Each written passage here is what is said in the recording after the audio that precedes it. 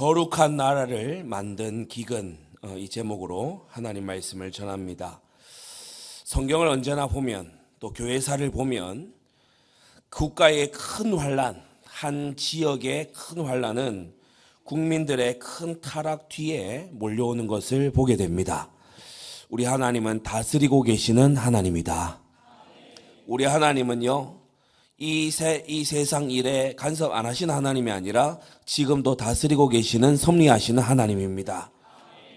소돔과 고모라가 동성 연애의 도시로 악명을 떨쳤지요. 그런데 주님께서 심판하시는데 유황불비가 내리는 거예요. 그래서 산채로 지옥을 맛보게 되는 거 있죠. 애굽에 모세와 아론이가 가가지고 10가지 재앙을 하나님이 선포하라 하시는데, 이 10가지 재앙 각각이요, 개구리, 파리, 이 할 것 없이 모든 게 그 애굽의 신들이에요. 그 애굽의 신들에게 하나님께서 심판을 내리시는 겁니다. 그래, 애굽의 메시지와 함께 심판이 가는 거지요. 너희가 우상으로 섬기는 그것들 결국 너희를 멸망시킨다, 이것을 알려주시는 겁니다. 바벨론이 믿는 하나님 백성을 얼마나 곤란하게 했습니까? 우상을 강요하고요, 기도하는 다니엘을 사자굴에 갖다 집어넣고요, 또 우상 숭배하지 않겠다라고 하는 이런 의로운 사람들을 풀무불에 집어던지고, 이런 게 바벨론, 메데, 바사 이런 나라였지요. 근데 적국이 일어나가지고 이 바벨론을 완전히요 초토화를 시키는 거예요. 그런 일이 이제 벌어지게 됩니다. 그리고 로마가 일어나서 초대교회를 얼마나 잔해했습니까? 근데 로마가 한때 승승장구하고 잘 나가는 줄 알았어요. 그런데 동쪽으로부터 이민족이 침략해 오는데 그 중에 가장 악명 높은 민족이 누구였냐? 이 반달족입니다. 이 반달족이 몰려와가지고 모든 걸 파괴하는데, 반달리즘이라는 단어가 생길 정도로, 반달리즘 한번 찾아보세요. 반달리즘이 뭐냐 하면은 모든 걸 파괴한다. 그게 반달리즘이에요. 그러니까 모든 로마에 만들어놨던 게 파괴가 되는 거예요. 이런 일이 그냥 오는 게 아니거든요. 악행의 심판이 따라온다. 여러분, 하나님이 다스리고 계심을 알게 되기 바랍니다. 중세 유럽이요, 교회를 얼마나 타락시켰는지 몰라요. 성인 성녀를 숭배하고 연옥교리 만들어내고요, 마리아를 성모다 이래가지고 숭배하고요, 온갖 일들 10세기 11세기에. 연옥 개념이 원래 3, 4세기 이때 있었던 게 아니에요. 연구해 보면 10세기 중반에서 11세기 그때 다 일어나요. 그런데 12세기에 이르러 뭐가 일어나죠? 몽고가 침략해서 들어와요. 1100년대에 막 쳐들어온, 몽고 쳐들어온 그 다음 세기에 보면요, 흑사병이 쳐가지고 그야말로 칼과 연병으로 유럽이요 박살이 나는 것을 보게 됩니다. 우리 하나님 살아계십니다. 여러분이요, 하나님이 쓰시는 그러한 징벌에 그걸 보면서 하나님을 경외하고 주님을 정말 섬겨야 될 줄로 믿습니다. 종교개혁 시기를 지나고요, 18세기, 19세기에 진화론이 등장하고, 또 인간의 어떤 세상이다, 인본주의의 사상이 아주 발달을 했어요. 그러면서 신 얘기 그런 거 하지 마라, 하나님 얘기하지 마라, 교회 그 구닥다리 그런 거 얘기하지 마라, 우리 이 기술이, 이 인류가 인류를 구원하는 것이다, 이걸 아주 주장하고 나왔죠. 정말 그렇습니까? 기술과 과학이 인류를 구원했습니까? 1, 2차 세계대전으로요, 말로 닿을 수 없는 사람들이 죽게 된 거예요. 그냥 칼로 창으로 할 때는 얼마 안 죽어요. 그런데 핵폭탄이 터지니까요, 어마어마한 사람들이 죽고 그 땅도 황폐화되고, 이런 것을 경험하고야 만 거죠. 조금 이제 살만하니까요, 뭐하냐? 종교 혼합합니다. 조금 살만하니까 또 뭐하냐? 소돔 고모라의 죄악으로 다시 돌아가요. 그래서 우리가 지난 몇 해 동안에 전 세계적인 팬데믹을 경험을 했습니다. 그런데도 이거 죄 아니라고 일부 주장을 하잖아요. 여러분, 하나님이 시키심이 아니고서야 재앙이 성중에 임할 수가 없는 것입니다. 교회들의 타락과 시대 재앙이 무관하지 않아요. 단지 복음을 안 전해서 재앙이 온다, 그런 차원이 아닙니다. 이 죄악이 재앙과 무관하지 않은 것입니다. 성경을, 교회사를, 역사를 잘 알아야 되는 거예요. 이러한 썩어가는 세상에 빛과 소금이 되어야 될 교회마저 죄에 무감각한 것을 보게 됩니다. 교회 다니는 성도라 하면 하나님의 그 진리를 따라서, 주님의 그 높으신 윤리를 따라서 살아가야 됨이 마땅하지만 죄에 무감각해요. 더 나아가서 회개도 안 하는 거 있죠. 회개를 막 거부해요. 회개를 막 어려워해. 금요일 날 기도회에서 말씀 주셨지만은 회개는 세 가지가 있어요. 세 가지 모두가 다 회개예요. 먼저는 근본이 회개를 해야 됩니다. 하나님을 믿고 거듭나는 회개가 있어야 돼요. 이건요, 사람의 생에 한 번 딱 일어나는데 중생하는 회개, 죄사함을 얻게 하는 회개인 줄 믿습니다. 그 다음은 뭐냐? 성화를 위한 회개가 계속해서 있어야 돼요. 이것은 반복적으로 일어나게 되는 두 번째, 성화를 향한 회개가 일어나야 돼. 하나님과 사람에게 죄를 짓고도요, 뻔뻔하게 막 십자가로 내가 다 대속받았다. 여러분, 예수 그리스도는 우리를 뻔뻔한 뻔대로 만들지 않습니다. 성령께서는 사람을요, 죄의 담대한 자로 만들지 않습니다. 우리 안에 계신 성령께서는요, 죄를 애통하게 만드시는 거 있죠. 그래서요, 회개하지 않고는 견딜 수 없도록 간절하게 하고요, 너 열심을 내게 하고요, 주님께서 그렇게 하시는 거예요. 그러면서 우리가 또 세 번째 회개가 뭐냐? 우리의 잘못된 개념과 사고가 완전히 고쳐지는 게 회개인 줄 믿습니다. 그래서요, 성경적이지 않은 개념, 헌금 얘기하면은 내 돈을 뺏어가려고 하는구나, 그거요 세상 개념이거든요. 모든 것이 하나님께로부터 왔어요. 너희 보물을 하늘에 쌓아두라, 주님의 말씀입니다. 여러분, 많이 심는 자 많이 거둔다고 했어요. 그래야 완전히 하나님 말씀으로 우리의 사고와 개념이 완전 재정립돼야 됩니다. 그래서요, 근본에 거듭나는 회개가 있고, 우리가 성화를 향해 달려가는 매일의 회개가 있고, 우리가 잘못된 개념과 사고를 바로잡는 이런 회개가 있다. 회개가 올바르게 이해되기를 바랍니다. 세상에 가득한 세 가지가요, 교회 안에도 팽배해요. 일찍이 뱀이 죄악을 유혹할 때 창세기 3장 6절에 보면 먹음직도 하고 보암직도 하고 지혜롭게 할 만큼 탐스럽게도 한 나무다, 이렇게 유혹을 받았지요. 말세 때도 마찬가지입니다. 먹음직, 보암직, 지혜롭게 할 만큼. 이게 바로 세상의 정욕, 안목의 정욕, 이생의 자랑이잖아요.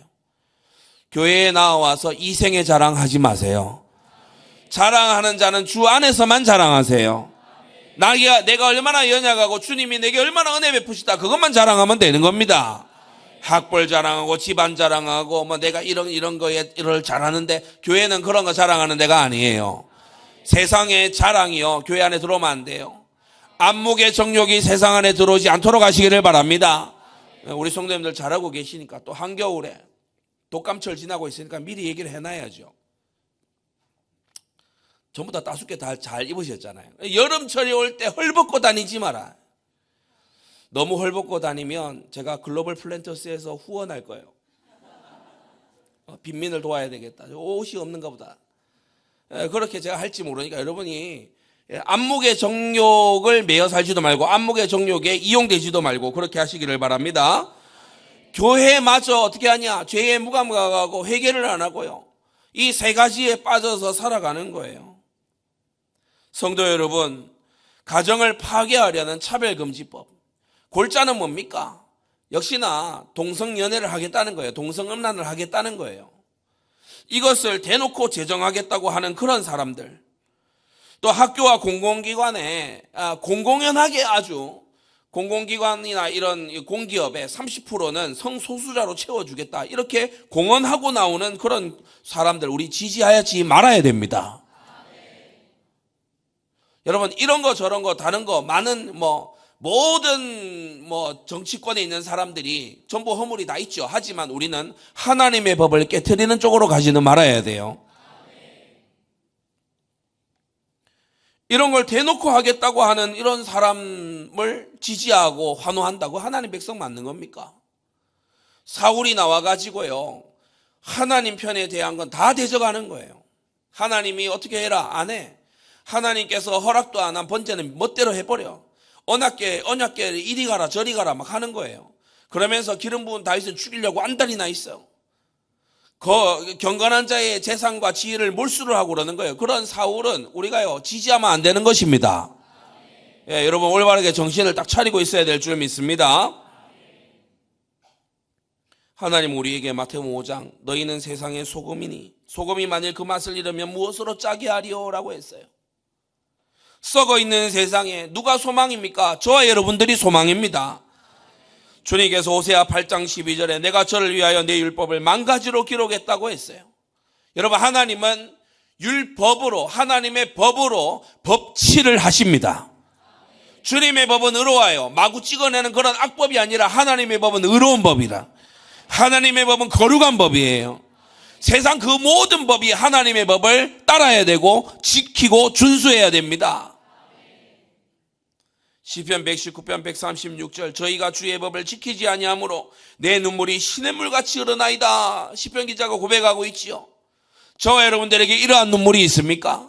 하나님의 법이 세워지지 않고 하나님의 이름이 우롱을 받고 거짓이 진실과 진리보다 더 사랑받는 그러한 현실이 여러분 못내 눈물이 흘러야 됩니다. 아무렇지 않으면 안 돼요. 아무렇지 않으면 안 된다는 거예요. 2025년 우리는 하나님의 계명과 예수 믿음을 지키는 자로 가야 되는데 여러분이 먼저 정통한 신앙을 갖게 되기 바랍니다. 복음으로 거듭나야 돼요. 복음으로 거듭나야 돼. 사람이 일단은 거듭나야 죄성의 안에서의 죄성에 들끓는 것과 그리고 외부에서 이 흑암과 마귀와 세상의 공격을요 이겨나갈 수가 있는 거예요. 거듭나지 않은데 어떻게 이겨나갈 수가 있습니까? 말씀이 속에서 역사하는 여러분 되시기를 바랍니다. 지식에 머물러 있지 않고 하나님의 말씀이 속에서 역사하는 우리가 되어야 돼요. 성령의 감동된 기도 속으로 들어가시기를 바랍니다. 여러분 그래서요 우리가 누가 뭐라고 해도 하나님이 주시는 증거가 있어야 돼요. 하나님 주시는 증거로서 이 세상에서 복음 전하는 그런 우리가 돼야 되는 겁니다. 우리의 생활이 정결해져야 됩니다. 여러분 계명을 순종하세요. 악인들이 어떻게 살든지 간에 거기에 부안해동하지 말고 계명을 순종하시기를 바랍니다. 그리고 어긴 게 있어요. 신속히 회개하시기를 바랍니다. 저는 분명히 믿습니다. 이 자리에 있는 저와 여러분들만이라도 제대로 하나님의 마음에 들면 하나님이 이 땅을 회복시키실 것이다. 의인 10명만 있으면 소돔과 고모라 안 망한다고 했어요. 저와 여러분들이 깨어나면 이 나라는 희망이 있다. 하나님이 드러내시면요 드러나는 겁니다. 어떤 죄는 먼저 드러나고 어떤 죄는 나중에 드러나는데 하나님이 드러내시면 드러나는 거예요. 불의와 모든 거짓과 이런 것들요 하나님께서 빛을 비추시면 모두 드러나게 됩니다. 깨어서 기도하고 나의 죄를 돌아보고 회개하고 하나님 나의 기도를 들으셔서 이 땅을 회복시켜 주시옵소서. 그 후에야 하나님이 그 땅을 위하여 기도를 들으셨더라. 여기에 주인공들 되시기를 바랍니다. 성화 없이 영화 없어요. 하나님은 천국의 죄인과 거짓말쟁이들을 들으시지 않는다고 요한계시록에 말씀합니다. 거룩하게 하시는 성령의 역사가 우리를 영화에까지 데려가시는 거 있죠. 구원의 서정을 잘 기억하시기를 바랍니다. 그러면서 우리는 정복의 현장을 가져야 되는 거예요. 전도의 문이 예비되어 있잖아요. 전도의 문이 예비되어 있는 이것을 응답받으시기 바랍니다. 전도 이후에 계속 더 연결되고 만남이 되고 복음 받은 사람이 이 사람은요 그다지 크게 감동 안 받았는데 이 사람 뒤에 선 사람이 너무 크게 감동받는 거야. 이런 현장이 열리게 되기를 바랍니다. 나의 현장을 전도의 장으로 만드시기를 바랍니다. 응답이 없을 때 어려울 때 힘들 때 이때요 나의 상황을 알려놔야 돼. 그래야 응답이 왔을 때 증거하는 사람이 되지. 꼭 그런 지혜가 있기를 바라고 추수하면 되는 전도의 밭을 만나는 한 해 되기를 바랍니다. 이게 기도 제목이고 우리가 받고 체험해야 될 중요한 부분입니다. 세 가지로 오늘 말씀하는데 첫째, 기근이 3년이나 계속되는 거예요. 막을 수 없는 일 아닙니까? 초자연적인 일 아닙니까? 인력으로 안 되는 일이잖아요. 그런데 작은 첫째로 3년 만에 다윗이 간구합니다. 물이 귀하고 비가 잘 내리지 않는 가나안 땅이요 본디 비가 잘 안 내려요. 그러니까 처음 한 해는 그런가 보다 하고 대강 견디고 대강 기도했겠죠. 저 여러분들도 그렇지 않습니까? 그죠?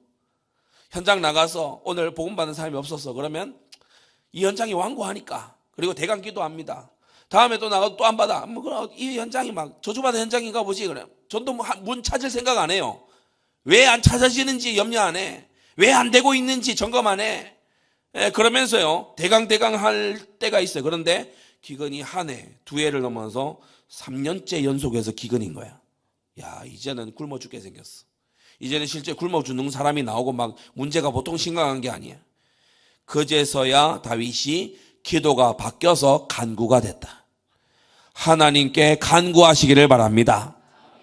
미리 간구했으면 얼마나 좋았을까요? 그런데 3년이 걸렸어요. 저와 여러분들도 마찬가지일 거예요. 웬만해서 기도 잘 안 하거든요. 웬만해서 간구 잘 안 하거든요. 간절한 마음이 왜 이렇게 잘 안 생길까요? 여러분, 내게 꼭 문제가 와서 간구하는 사람 말고, 잘 들으세요. 내게 문제가 와야지만 간절해지는 거 말고 썩어 있는 세상을 보면서 간절해야 돼요. 흑암 세상을 보면서 먼저 간절해야 돼요. 그리고 하나님과 교통하는 여러분이 되시기를 바랍니다. 하나님이 답을 주시는 거예요. 왜 기근이 왔냐? 이는 사울과 피를 흘린 그 집을 인하미니 저가 기브온 사람을 죽였음이니라. 예, 사람의 생각과 추론으로는, 사람의 조언으로는 절대로 발견할 수 없는 답이죠. 기근과 기브온 족속을 어떻게 연결을 짓습니까? 아니, 기근과 기브온 족속이 대간절 어떻게 연결이 되냐고. 그것도 다윗이 기브온 족속을 학살했던 것도 아닙니다. 이전에 있었던 사울이 했던 거지요. 여러분, 기도해야 하나님이 알게 하십니다. 기도해야 깨닫게 하시는 거예요. 오늘 이 예배 시간에도요, 기도하고 예배 들어온 사람은 듣는 게 다릅니다. 붙잡는 게 달라질 줄로 압니다. 기도하라고 주신 환란입니다. 이거요, 거의 다 맞는 영적인 비밀이에요. 어떤 환란이 왔냐, 어려움이 왔냐, 기도하라고 주신 거예요. 기도하라고, 간구하라고 하나님이 주신 것입니다. 400년간 지켜진 기브온과의 맹세를 사울이 파기했지요. 이 사울은요, 하나님을 두려워하는 게 전혀 없는, 그러면서 정치 권력에 미쳐있는 폭군입니다. 자기가 권력을 잡기 위해서는요, 사람 죽이는 거 예사로 죽여요. 자기가 권력을 잡기 위해서는요, 백성들에게요, 뻥치고 막 연기하는 거, 그런 것도요, 예사로 해요. 자기를 기름 부어준 사무엘 선지자 위협하지요. 제사장이 다윗을 도망치는 걸 도와줬다 이러니까 제사장 성읍을 완전 도륙을 내버리잖아요. 기름 부은 다윗은 어떻게 합니까? 암살을 시도하지요. 교회를 너무 적대시하고 교회를 못 잡아먹어서 안달인 그런 정치 세력들이 있어요. 여러분, 이러한 세력에 우리 동조하지 말아야 됩니다. 다윗을 암살 시도하고요, 저주하고요, 추격하고요. 너를 죽이지 못하면 벌 위에 벌을 내리시길 원한다, 이러면서 미쳐서 날뛰는 거예요. 고발을 왜 안 하냐 이래가지고 막 신하와 백성들을 볶고요, 이런 짓을 하는 거예요. 기브온 족속은 어떤 족속이냐? 여호수아 9장에 보니까 무리가 어떻게 할 것을 여호와께 묻지 아니하고 여호수아가 곧 그들과 친하여 그들을 살리리라는 언약을 맺고 회중 족장들이 그들에게 맹세하였다고 했어요. 그러니까 가나안 거민들을 막 진멸하는 중에 그 기세가, 이스라엘 백성의 정복하는 기세가 너무 강하니까 기브온 거민들이 꾀를 낸 거예요. 그래서 멀리서 온 그런 백성인 것처럼, 가나안에 안 사는 것처럼, 옷도 다 떨어진 옷, 그리고 식량도 막 다 상한 거, 곰팡이 핀 거, 이런 것을 가져와서 우리는 저 멀리서 왔는데, 막 헤아릴 수 없이 먼 곳에서 왔는데, 우리가 먼 곳에서 당신들의 명성을 듣고 왔으니까 우리하고 언약합시다. 우리하고 동맹을 합시다. 우리를 살려주기로 약속하십시오. 그러니까 먼 데서 왔다 그러니까 확인도 안 해보고 기도도 안 해보고 덥석 맹세를 한 거예요. 실수로 했죠. 하지만 하나님의 이름으로 맹세를 한 거죠. 이 언약을 맺고 맹세한 기브온 족속이 지나온 400년 동안에 평안하게 이스라엘 백성 가운데 살아왔습니다. 약속했으니까. 그런데 사울이 나와서 그만 이거를 깬 거예요. 사울이 나와서 이걸요 뒤집은 거예요. 기브온 족속을요 학살하고 완전히 멸절하고 내쫓기 위해서 모해하는 그런 사울이지요. 우린 여기서 의문을 하나 가지게 됩니다. 왜 굳이 기브온 족속이었을까? 이스라엘 바깥에 다른 이민족들도 많은데 왜 굳이 기브온이었을까? 우리가 힌트를 알 수 있는 것이 여호수아 9장 23절로 다시 가보면 이 기브온을 향해서 여호수아가 얘기하죠. 너희가 저주를 받나니 너희가 영영이 종이 되어서 다 내 하나님의 집을 위하여. 기브온 족속은 성막 봉사자의 종으로 배정을 받았어요. 기브온 족속은 뭐다? 성막 봉사자를, 성막의 직무자들을 돕는 종으로 붙여졌어요. 그래서 기브온 족속은 제사장과 레위인들을 섬기는 족속으로 이렇게 여호수아가 배정을 했고 그렇게 400년을 살아온 거예요. 악령 충만한, 악귀 들려있는 이 사울이 볼 때요 기브온 족속이 미워 죽겠는 거죠. 오늘날도 그렇지 않겠습니까? 오늘날도요, 마귀의 일꾼들은 하나님의 일꾼들을요 엄청나게 싫어합니다. 엄청나게 미워해요. 하나님 말씀대로 하나님의 계명과 예수 믿음을 지키는 길로 나아가려고 하면요, 마귀의 일꾼들이 엄청나게 싫어합니다. 엄청나게 욕합니다. 공격하고요, 시험하고 막 그러는 거예요. 사울이 그랬어요. 사울이 왜 하필 기브온 족속을 이렇게 멸절시키려고 했냐? 기브온 족속은 하나님의 집을 위하여 나무 펼며 물 깃는 자가 되었거든요. 때때로 우리가 하나님의 일에 봉사하다 보면 사단의 일꾼들에게 아무 이유 없는 것 같은 미움을 받을 때가 있는데, 여러분, 악행이 아닌 이상 하나님 안에서 담대하시기를 바랍니다. 악행으로 인해서 고난받는 게 아니라면 우리는요 낙심할 필요가 전혀 없는 거예요. 훗날 보면 광야에서 지은 회막과 부살렐이 지었던 놋단, 번제단이죠. 번제단이 기브온 산당에 있었다고 했어요. 그러니까 이 지역과 이 거민들이 이 정도로 중요한 역할에 쓰임받았던 거예요.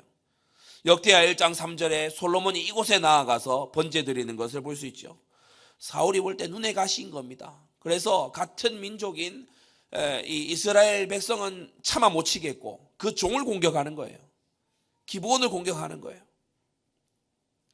자, 세 번째, 사울의 이와 같은 범죄를 다윗 때에 이르러서야 하나님은 징계하세요. 사울은 풀택자입니다. 그래서 온갖 악행과 학살과 잔인무도한 짓을 저지르고 하나님의 이름으로 맺은 맹세를 파기하고도 절대 회개 안 합니다. 불택자의 특징, 절대 회개 안 합니다. 왜? 회개하고픈 마음을 넣어주시는 성령의 은혜가 없어요. 맞으면 아멘 합시다. 불가속 3죄에 걸리거든요. 고범죄, 짐짓죄, 성령 회방죄, 이거 골고루 다 짓잖아요. 그러니까 회개할 마음이 일어나지가 않는 거예요. 도무지 회개를 안 하는 것을 보고 우리는 이 사람이 구원받은 게 아니구나, 이 사람이 거듭난 심령이 아니구나 알게 되는 겁니다. 거듭난 자는 죄를 버리게 됩니다. 거듭난 자는요, 주께서 나를 주야로 누르심으로 내가 여름 가물에 마름같이 말라갑니다. 그래, 회개 안 하고는 안 돼. 회개 안 하고는 견딜 수 없는 마음이 우리 가운데 있는 줄로 믿습니다. 사울은 버린 자예요. 고로 징계도 안 하십니다. 징계는 회복시키려고 징계하는 건 징계도 안 해요. 마지막 심판만 있을 뿐이죠. 그래서 때때로 악인들이 잘 나가는 것처럼 보일 수 있어요. 아무 문제 안 만나는 것처럼 보일 수 있어요. 그렇지만 그게 아닙니다.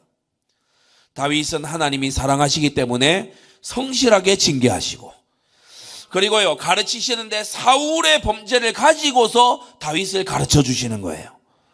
이러한 하나님의 은혜, 여러분 우리에게, 우리 서로에게 있는 줄을 우리가 압니다. 결국 다윗에게 합력해서 선을 이루시는데 어떻게 선을 이루시냐? 그건 두 번째 살펴봅시다. 이 기근이요 3년간 왔다가 갔는데 나라가 바뀌었어요. 이런 기근이라면 참 오는 게 감사한 일이다 할 정도로 3년 뒤에는 나라가 완전 바뀐 거야. 지금 우리나라에 여러 가지 혼란스럽지만 우리 지난 10월에 한국교회 함께 모여서 기도한 거 하나님이 잊지 않으시는 줄 우리 믿습니다. 하나님 정말 건강한 가정, 거룩한 나라 달라고 기도했던 거 하나님이 들으셨을 것을 우리는 믿습니다. 사울 왕 아래에서 이스라엘이 같이 범죄하고 같이 뒹굴었었어요. 이런 나라였어요. 원래 사울을 지지하고 환호하는, 여러분이 좀 참고하셔야 되는 게 지금 1장에서부터 이제 사무엘하 10장까지는 다윗의 이 다윗 왕국의 상승 국면입니다. 또 11장부터 지금 20장까지는 하강 국면입니다. 다윗의 범죄와 이후의 징계를 해서 하강입니다. 1장부터 10장, 11장부터 20장 상승과 하강입니다. 그리고 21장부터 이제 마지막까지는 뭐냐? 부록에 해당하는 거예요. 그래서 20장 이 세바의 난이 진압된 이후에 21장이 온 게 아니고 그 사이 어딘가에 있었던 일을 부록처럼 기록을 해놓은 거예요. 중요한 사건이기 때문에 성경이 이렇게 기록을 해둔 겁니다. 시간순 배열이 아니라는 걸 짧게 말씀을 드리고요. 원래 사울의 이 왕국 아래에서 이스라엘 백성이요 같이 사울하고 범죄하고 다닌 그런 나라였어요. 사울을 지지했어요. 가장 첫 번째 이유는요, 잘생겼다는 거였어요. 키 크고 잘생겼어. 잘생기고 키 크니까 남의 이 머리 위에 머리에 어깨가 있다 했거든요. 그러니까 키가 크고 용사예요, 사울도. 그러니까 지지하고 환호하는 거예요. 그러면서요, 다윗을 죽여가겠다. 그러니까 3,000명이요 막 몰려들잖아요. 그러니까 이 동참하는 겁니다. 다윗을 막 지병수배 내려서 죽이겠다 이러니까 거기에 밀고자로 동참해요. 저는 제일 좀 특이하게 본 부분이 그일라라는 그 도시는요, 다윗이 와서 구원해 줬잖아. 근데 다윗을 고발해요. 그런 고발 사회가 되고요, 신실한 자의 재산과 지위를 강탈해 갖고 사울에게 아부하는 자에게 나누어 주는데 그걸요 받아먹고 좋아하던 사람들이 다수 있었어요. 도액 같은, 에돔 사람 도액 같은 이런 잔인한 살육자가 벌 안 받아요. 여러분, 높 땅에 가가지고요, 제사장만 죽인 게 아닙니다. 제사장 85인과 함께 남녀노유 가릴 것 없이 짐승 새끼까지요 다 도륙을 내버렸어요. 이런 악인이 어디 있습니까? 벌 받아야 될 거 아니에요. 그런데 벌 받기에는 그냥 상 받아. 벌을 안 받고 상을 받는다고. 여러분, 사회가, 한 나라가요, 처벌받아야 되는 사람은 박수 받고 상 받고 높은 지위에 올라가고, 그리고요 자기 자리를 지키고 신실하게 사는 사람은요 빼앗기고. 여러분, 이게 의로운 사회가 아닐 줄로 믿습니다. 근데 사울의 시대가 그랬어요. 사울이 경영하던 나라가 이 꼴이었어요. 기도 안 해도 악인들이 승승장구해요. 왜냐, 사울이 전쟁마다 승리하고 자기 부하들에게 전리품 나눠주거든요. 사울 헌금 안 합니다. 성막에다 바치는 거 하냐? 티끌만큼도 안 합니다. 하나님 은혜로 가서 전쟁에서 이기잖아요. 돌아오면 자기들끼리 다 닦았어요. 그러니까 인기 좋은 거예요. 사울 따라가면 콩고물 많이 떨어지는 거예요. 그러면서 성막이 어디 갔냐? 관심 없어요. 법궤가 어디 갔냐? 관심 없어요. 그야말로 방치해 놓는 거예요. 사울 시대에 누구 하나 성전이 어떻게 성전을 짓고 어쩌고 얘기도 안 나옵니다. 완전히 시대의 관심사가 완전히 이방의 나라처럼 그렇게 돼간 거예요. 시편 52편은 이 다윗이 자기를 고발하고 자기를 죽여가는 도액을 생각하면서 쓴 시지요. 시편 52편 3절에 이렇게 나와요. 네가 선보다 악을 사랑하며 의를 말함보다 거짓을 사랑하는도다. 성도 여러분, 우리는 여러 가지 자명한 것들을 따라가야 되지, 너무 이상하고 구린내 나는 이런 거는요 우리가 멀리해야 됩니다. 교회가 살아야 나라가 살 거 아니에요. 교회가 하나님 마음에 들어야 하나님이 나라를 향해 긍휼을 베푸실 거 아닙니까? 깨어서 기도하시기를 바랍니다. 종교 혼합이나 하는 그런 데는요 이름만 교회지 교회 아닙니다. 진짜 깨어서 예수 그리스도의 구원의 유일성, 하나님의 계명과 예수 믿음 지키는 교회가 참 교회인 줄로 믿습니다. 박윤선 목사님, 제 웨스민스터 선배님이죠. 박윤선 목사님 주석에 이렇게 이 본문을 설명하고 있어요. 사울은 이스라엘의 왕으로서 대표자로서 이스라엘과 유다 족속을 위한다는 동기로 피를 흘렸으니 그의 죄는 이스라엘 전체의 범죄와 같은 것이다. 그래서 사울이 죄를 지었지만 사울과 함께 이스라엘 전체가 죄를 지은 거나 진배 없다. 그래서 작은 두 번째, 하나님께서 기근을 보내셔서 이스라엘을 가르치십니다. 기근을 보내셔서 이스라엘을 가르치시고, 기브온 거민을 들어서 이스라엘을 가르치시고, 다윗을 들어서 이스라엘을 가르치시는 우리 하나님이에요. 기근의 원인은 기브온 족속에게 한 맹세를 파기하고 학살한 데 있는 거지요. 그래서 기브온 거민이 나와서 이것은 속전으로 될 일이 아니다. 이것은 경제적인 배상으로 될 일이 아니다. 그래서 피해 속죄가 필요하다. 다윗도 거기에 동의를 했어요. 그래서 요구하는 대로 내어줬지요. 사울의 자손 7남자가요 6개월간 목매다 달려있는 거예요. 기브아에 목매어서 달려있는 거예요. 사울의 첩 리스바가요 아들들이 장성했잖아요. 그러니까 이 나이 많은 늙은 노모란 말입니다. 그러니까 나왔어요. 통곡을 하고 들짐승과 새들을 막 내쫓는다고 정신이 없는데 거의 광인의 모습이지 않겠습니까? 6개월간을 이 짓을 했어요. 이스라엘 전체가 보라는 거예요. 죄는 비참한 결과를 낳는다는 걸 보라는 거예요. 여러분, 죄를 많이 짓고 악을 쌓고 이런 사람요, 승승장구하는 것 같습니까? 그래서 나도 그렇게 한번 살아볼까 싶습니까? 절대 그 길로 가서는 안 되는 겁니다. 죄는요, 악행은 비참한 결과를 가져와요. 말로 닿을 수 없는 비참한 결과를 가져와. 하나님 말씀이 뭐라고 했어요? 출애굽기 34장 7절에 형벌받은 자는 결단코 면제하지 않고 아비의 악을 자손 3, 4대까지 보응하리라고 말씀하셨습니다. 주의 말씀은 이루어집니다. 그래서 여러분요, 악인의 악행을 사사로이 복수 안 해도 돼요. 아멘 하세요. 악인의 악행을요, 내가 막 손해를 보잖아요. 하나님께 기도하고 맡기시기를 바랍니다. 하나님이 결판 내는데요, 내가 하는 것보다 더 무섭게 결판을 내요. 그러면서 기브온 거민을 통해서 또 이스라엘이 배워야 돼요. 이방민족 아닙니까? 그런데 이 이방민족이요, 다윗 앞에 나와서 하는 말이요, 이스라엘보다 나아. 사사롭게 복수 안 해요. 여러분, 지금 지나온 상황들 한번 쭉 돌이켜 보세요. 이스라엘 지파들 중에 베냐민 예로 들면요, 얼마나 뻔질나게 반역해야 됩니까? 베냐민 지파 보면요, 다윗이 나왔을 때 시므이가 저주하는 건 말할 것도 없고요. 이 바로 앞전에 세바의 난 이런 거 일으켰어요. 막 우리가 다윗에게 분의가 없다 이러면서 막 선동하고 이러잖아요.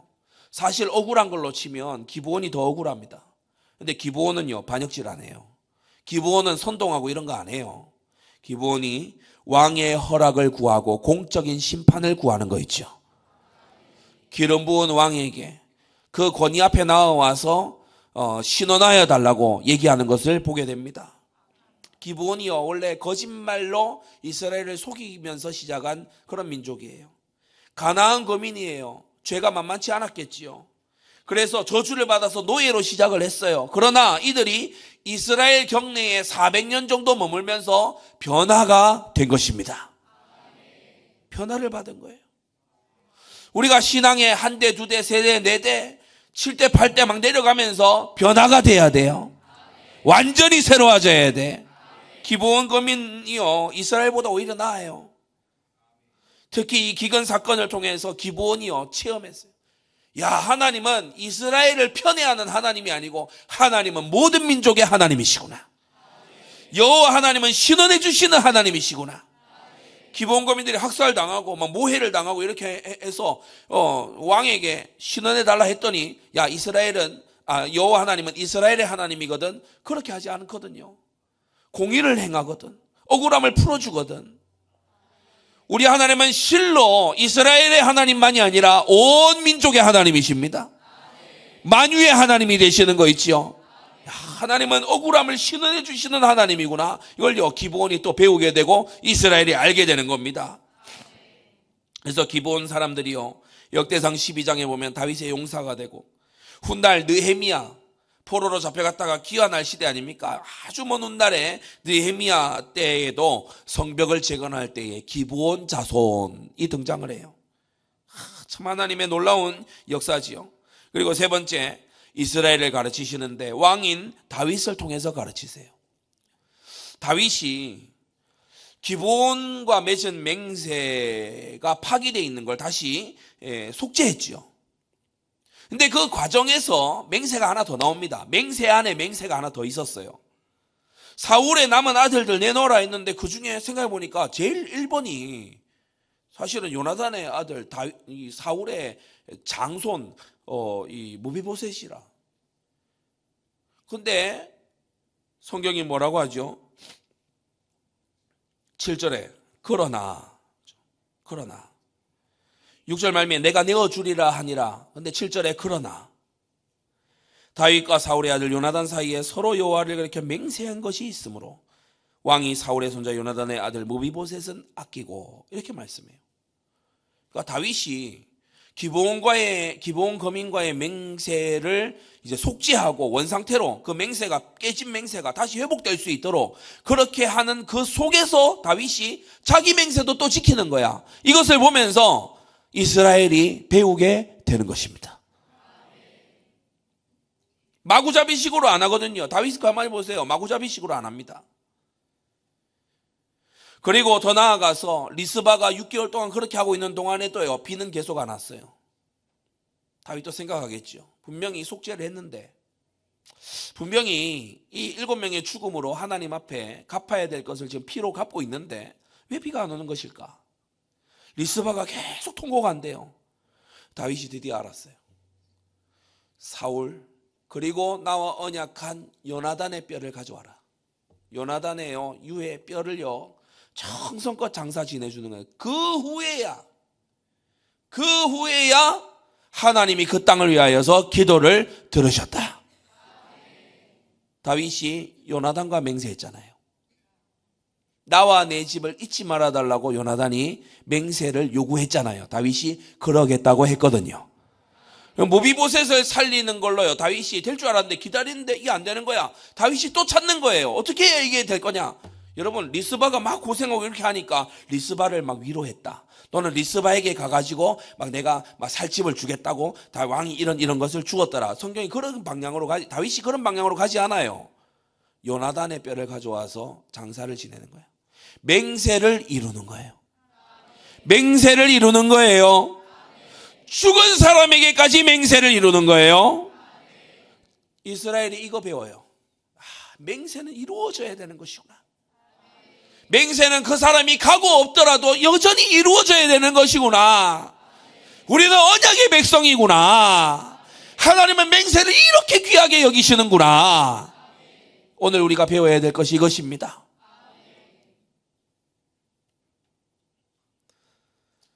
그래서 세 번째, 기근을 통해서 하나님은 결국 무엇을 이루셨냐? 다윗의 남은 대적을 다 멸하셨어요. 사울의 남은 자손들 중에 장성한 남자만 7명이죠. 이들이 베냐민이 반란을 계속 도모하는 이유가 됩니다. 제2의 시므이, 제2의 세바가 나오지 말라는 법이 없지요. 그런데 3년 기근을 통해서요, 어떻게 됐냐? 다윗의 대적이 다 사라지고 없어요. 이것은요 놀라운 섭리입니다. 기브온이 원해서 온 기근이 아니었어요. 기브온이 막 이스라엘을 저주하면서 기근 받아라 막 기브온이 그러지 않았어요. 축복을 안 했지만 저주를 하지는 않았어요. 또 사울의 남은 자손들을 처형한 게요, 다윗이 처형하자라고 얘기해서 처형한 게 아니에요. 기브온이 요구해서 다윗이 들어준 거예요. 그러니까 하나님의 섭리는 어떠냐? 하나님의 뜻을 이루도록 거룩하고요, 사람들 사이에 원망이 없도록 화평한 줄로 믿습니다. 하나님 편에서 나온 지혜는요 거룩하고 화평해요. 하나님 편에서 나오지 않은 지혜는 어떠냐? 거룩도 안 하고 불화해. 그런 특징이 있거든요. 3년 기근이 왔다가 가고 나니까 바뀐 게 있어. 다윗의 왕위를 위협할 세력이 완전히 멸절하게 된 것입니다. 주님은 당신을 사랑하는 자에게 모든 것이 합력해서 선을 이루게 하시는 하나님이시다. 기브온 세력은요 억울하게 있었는데 다윗이 신은해 줬잖아요. 그러니까요 감사하고 충성하는 그러한 기브온이 된 거예요. 3년 기근이 보다 더 거룩한 나라를 만들었어요. 언제요? 잊혀진 맹세를 회복하고 하나님의 이름으로 한 맹세를 굳게 지키려고 몸부림칠 때 기근이 변하여 축복이 됐습니다. 이 비밀, 이 은혜가 오늘 저와 여러분들에게 흘러가게 되기를 바랍니다. 마지막 세 번째, 그리스도 안에 있는 우리 또한 거룩한 나라로 변화되어져 가도록 부름받았어요. 교회는 왕이신 그리스도의 거룩한 나라로 부름 입었습니다. 너희는 왕같은 제사장들이요 거룩한 나라요 그의 소유된 백성이니. 할렐루야. 죄의 문화에 찌들어 살았던 죄인은요 거룩한 나라로 부름은 일단 입었는데 거룩한 나라하고 안 어울려. 거룩한 나라하고 잘 안 어울린다고. 자꾸 어떠냐 하면요, 한국에서 미국 갔으면 미국은 이제 신발 신고 실내를 이렇게 들어가지 않습니까? 현관 앞에 신발을 고 입어서 안 어울려. 자기만 맨발로 돌아. 비유하자면 하나님의 거룩한 나라로 부름 입었는데 거룩한 나라가 뭐 어떻게 사는 건지 몰라. 제가 옆에 이게 적어놨는데 오전에 잠깐 이야기를 드렸어요. 여러분 잘 아시는 얘기입니다. 동양권에서 아시아권에서 뭐 한국, 중국, 일본 비롯해서 아주 유명한 그 어린이들의 전래 동화죠. 별주부전. 뭡니까? 지금부터 할 얘기는 진리에 속한 얘기가 아니고 만들어낸 이야기예요. 바다 밑에 용왕이 있었대. 없는 거예요. 그 이야기예요, 이야기. 바다 밑에 용왕이 있어. 용왕이 아프대. 용왕이 아프니까 의사를 불렀대. 이것도 웃기는 얘기인데. 의사를 불렀는데 이거는 토끼 간을 먹어야 낫는 거다.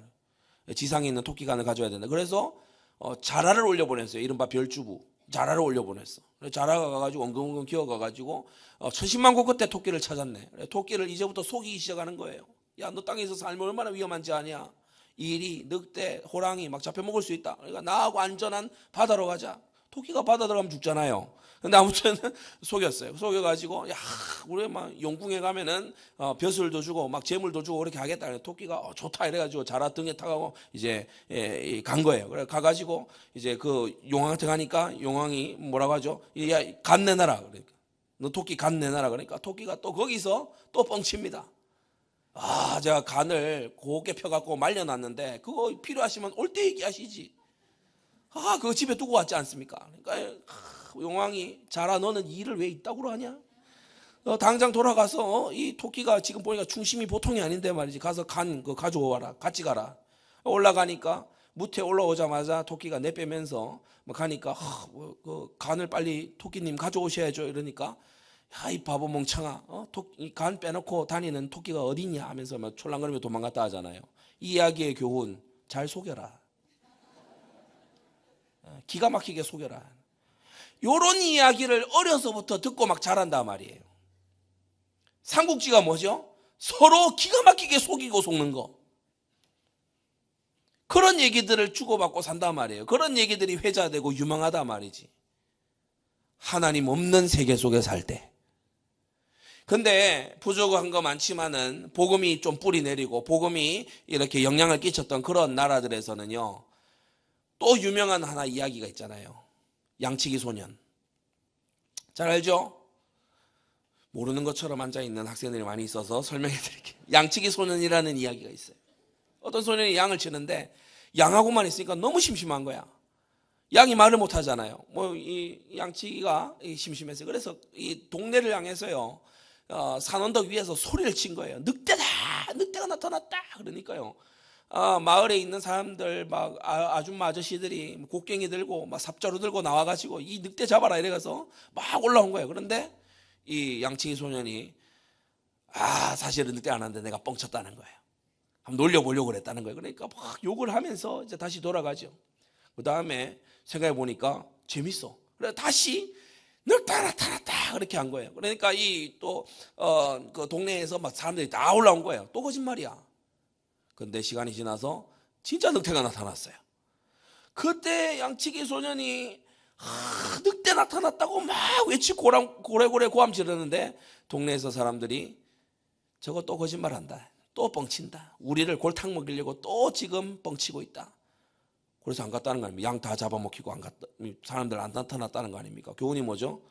거짓말 하지 마라. 대표적인 두 가지입니다.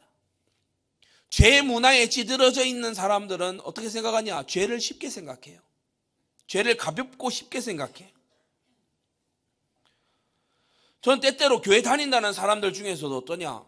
야, 결혼 전에 서로 좀 깊이 사귀어보고, 남자는 여자 알고, 또 여자는 좀 남자 알고. 그 말이 무슨 말이냐? 깊이 알라는 거예요. 그리고 더 나아가서 뭐라 그러냐? 제가 대학교 1학년 때 1학년 신입생들 토론 주제가 그거였다 안 했습니까? 결혼 전에 동거해봐야 된다. 저 빼고 14명이 전부 다 동의, 찬성. 저하고 이 학생은 어느 학과인지 알 수 없는 말 절대 안 하는 어떤 남학생하고 둘이 팀. 저만 연락에 얘기하는 거예요. 그럴 거라 예상은 했지만 생각보다 훨씬 더 심각한 그런 상식을 가지고 야, 결혼하기 전에 살아봐야 돼 라는 이런 생각을 가지고 죄인은 죄를 가볍게 생각한다니까요. 죄인은 죄를 대수롭지 않게 생각해요. 우리 개혁주의 교리문답 중에 유명한 교리문답이죠. 하이델베르크 교리문답 제100번째에는 맹세에 관해서 이렇게 우리에게 교훈합니다. 질문에 맹세나 저주로 하나님의 이름을 욕되게 하는 일이 그러한 맹세와 저주를 있는 힘을 다해 막거나 금하려고 하지 않은 사람들에게까지 하나님께서 진노하실 만큼 극악무도한 죄입니까? 오늘 본문의 이 설명과 똑같은 거지요. 사울이 여호수아와 장로들이 맹세할 때 태어나지도 않았었어요. 그런데 사울은 내가 맺은 맹세 아닌데 뭐 하면서 마구 들고 깨는 거예요. 근데 하이델베르크 교리문답도 정확히 이 부분을 지적하고 있죠. 대답이 뭡니까? 참으로 그렇습니다. 그건 정말 극악무도한 죄입니다. 하나님의 이름을 욕되게 하는 것보다 더 크고 하나님을 진노하시게 하는 죄는 없다. 따라서 하나님께서는 이 죄에 대하여 사형으로 벌하라고까지 명령하셨다. 하나님의 이름이 걸린 일은 우리는요, 남다르게 대해야 돼요. 하나님의 이름이 걸린 일에 우리가요, 함부로 경거망동하지 말아야 돼요.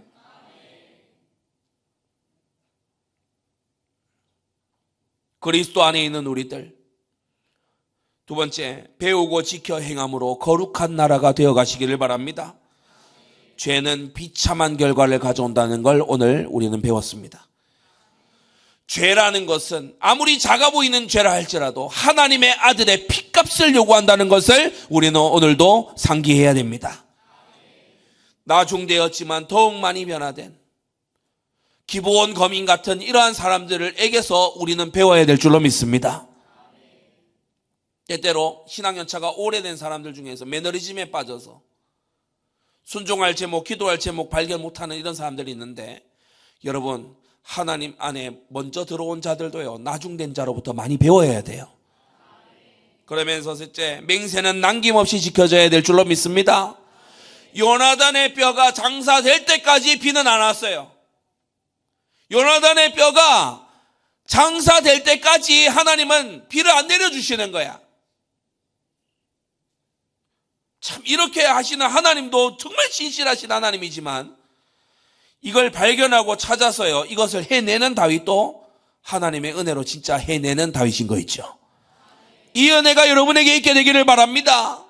어디에서 떨어져 있는가를 점검하고 그것을 채워 넣어야 돼요.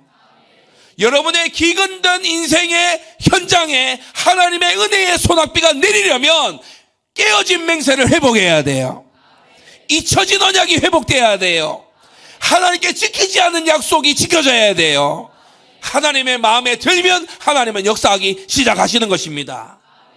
이거 꼭 명심해야 됩니다. 우리가 어떤 개념이나 자판기, 기계의 하나님을 믿는 게 아니라 인격적이신 하나님을 믿습니다. 하나님이 저와 여러분들을 기뻐하시면 하나님의 모든 선한 역사가 우리를 통해 이루어질 것이다. 저는 확신합니다. 하나님이 우리를 귀히 보시고 기뻐 여기시면 하나님은 이 나라를 우리에게 맡겨주실 것이다.